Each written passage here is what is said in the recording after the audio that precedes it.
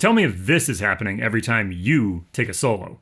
Aha, I wonder if anybody will catch that quote. The sound is a little bit uncentered. Gosh, I play that idea all the time. Let's see if I can land this 2-5-1 I've been practicing. All right, nice little quote. Let's get this next line I've been working on. All right, so I really want to get this sharp 9, flat 9 idea in here and see if I can get into the upper register. Today, we are talking about how to quiet our internal monologues when we are practicing and performing, and why doing so can help us take the next step in our playing. What's up, everyone? Thanks for joining me this week here in the first lesson of 2025. We're a couple weeks into the new year. Hopefully, if you are like me, you've got your sort of like vacation chops all worked out and you're really back into a good practice regimen. So today, we are talking about sort of the mental side of playing. If you are a longtime viewer of this channel, you have heard me talk before about sort of my own journey with performance anxiety and getting this side of being a performer together. Today, we are going to talk about one of the most important steps that you can take to help find mental clarity when you are practicing and, more importantly, when you are performing. Now, today we're going to look at it in an improvisational context, but this is something that works in all types of music, whether you're improvising, reading music, playing jazz, playing classical music. It's really something you're going to apply to any type of music that you are working on. So the advice is simple. When you are in the practice room or when it comes time to perform, I want you to keep your focus on a single aspect of your playing. When we practice, we tend to focus on many different things. What chord am I playing? What scale am I playing? Am I playing too much? Am I playing too little? How's my time? How's my intonation? Wait, I just heard the piano player play an interesting reharm. Should I grab that or should I keep doing my own thing? Okay, wait, well, now where am I in the form? All this sort of mental chatter doesn't really help us access our best playing when it comes time to perform. That might beg the question then, what are these things that we want to focus on and put at the forefront of our mind? There's not like a magical list or anything like that. It's going to be different for every performer. It might be different on every piece. It might be different every day on the same piece of music. However, as a general guide, I would try to focus on things that are sort of big picture items in your playing. Maybe thinking a little bit less about the technical minutia of what you have to play, but things that will affect multiple aspects of your playing and help you find mental clarity. You'll have to experiment a little bit to find out what things work best for you. For me, I have 3 big ones that I find myself constantly coming back to in order to help bridge this gap between super detailed practice and then eventual performance. The first one is thinking about, am I leaving myself enough time to breathe? Most of us know as improvisers we need to edit our playing. We all tend to overplay a little bit.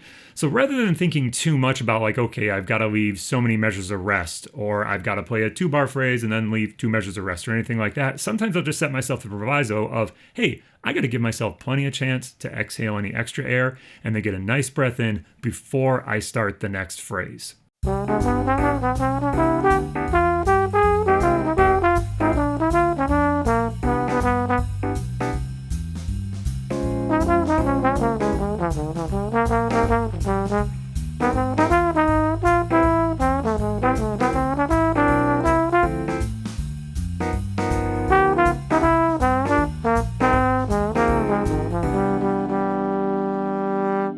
My second big thing that I like to focus on is asking myself, is my sound centered? Now, obviously, as brass players, we all spend a lot of time working on our sounds, but I know for me, it definitely drifts very easily if it's something that's not at the forefront of my mind very, very often.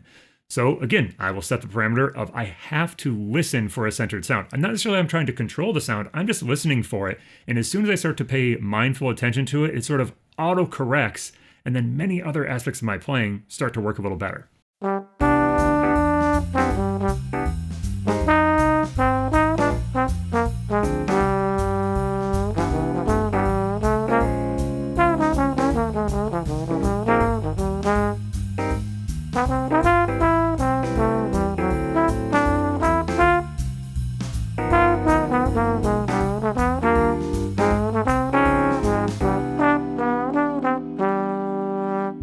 The final thing I like to keep at the forefront of my mind is my time. Time is important for all of us, whether we're a rhythm section player or whether we are the soloist. We've got to be actively involved in keeping the time. So sometimes, again, I'll set that in my mind that I'm just really going to dig into the time and see how that affects the rest of my playing.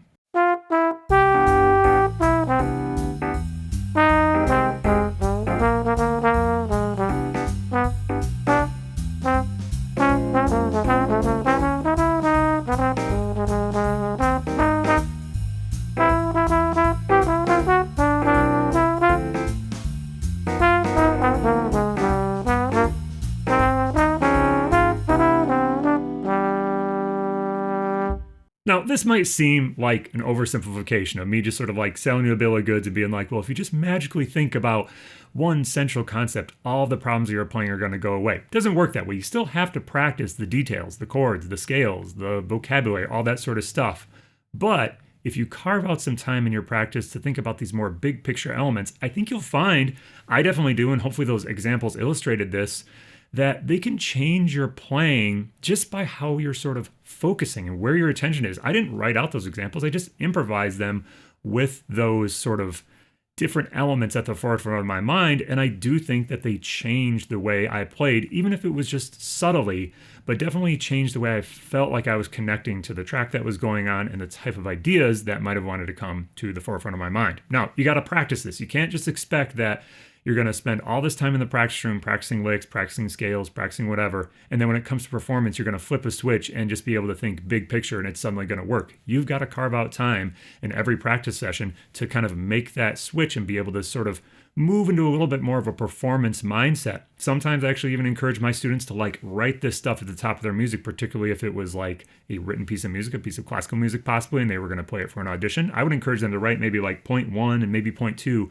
of the 1 or 2 things that they wanted to have at the forefront of their mind in order to help center their playing and kind of clear out the gunk of all those super fine little details that are important, but don't necessarily help us in performance. Cool. So I hope this gets off to a good start here in 2025. If you've made it this far in the video, as always, hit subscribe, check me out on Patreon. There's lots of good stuff there, as there always is. And I look forward to seeing all of you this coming year. Cool. We'll see you in the woodshed.